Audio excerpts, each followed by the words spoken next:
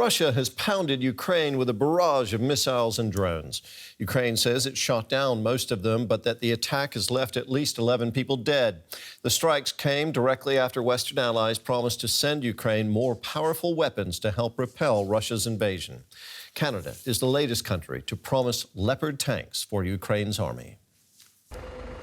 This is all that remains of Helena Panosyan's home on the outskirts of Kyiv, the huge crater, the site of a Russian missile hit. She was at home when the attack happened, but miraculously escaped without injury. I was in my bedroom when the house was hit. I had to crawl out through the destroyed walls. She's now lost her home and everything in it. Elsewhere in the capital, another missile killed one person and wounded two others. It's not the first time. This is the fourth or fifth time. We have already lost count. The latest attacks hit critical infrastructure across the country.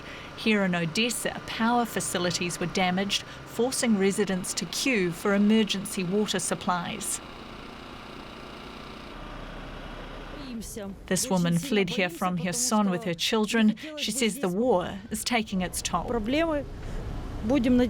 hope that all of it will pass. Psychologists will work with the children. After today's attack, it got kind of scary again.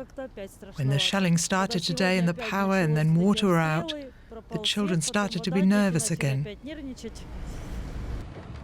The fresh shelling comes just one day after Ukraine's Western allies confirmed they would send tanks to help troops repel Russia's invasion.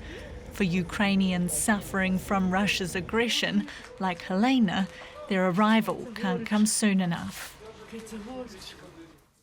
Well, let's cross straight over to our correspondent in Kiev, Matthias Berlinger. Matthias, it sounds like fighting is intensifying around Bakhmut. What more can you tell us? Yeah, Russia is trying to exploit the fact that it has a lot more weapons, a lot more ammunition and a lot more manpower, which they do not spare, I would say. So what happens is that they start by intensive shelling, especially around the city of Bakhmut. And then what Ukrainian soldiers are saying is that they try to attack in small attacking groups. They just continue trying, even if many of them die in these attempts, because the Ukrainians are well fortified there. They will try again, trying to exhaust the Ukrainian defenses. So it's a very intensive way of fighting.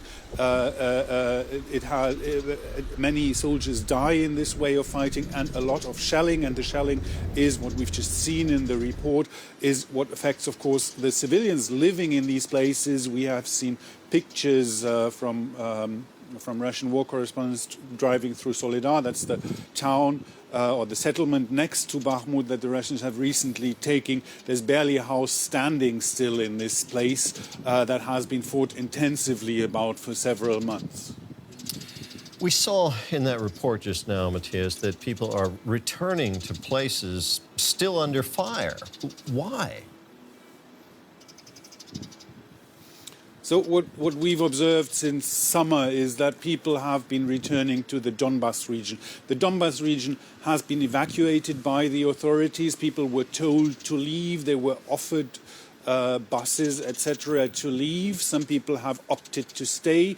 Others have left, and many are returning now. These are mostly people who found out that it was very difficult to make a living somewhere else, where they would have to pay for rent, where they would have to find a job. There are many refugees now in other places of Ukraine. They're all looking for jobs, and they might just have a house or an apartment in one of these towns that are frequently under attack, and they find out it's easier to make a living there because they would not have to pay the rent. So this is something that has clearly to do with the economic situation that forces them back actually into these war zones. Matthias, thank you very much. Our correspondent, Matthias Böllinger in Kyiv.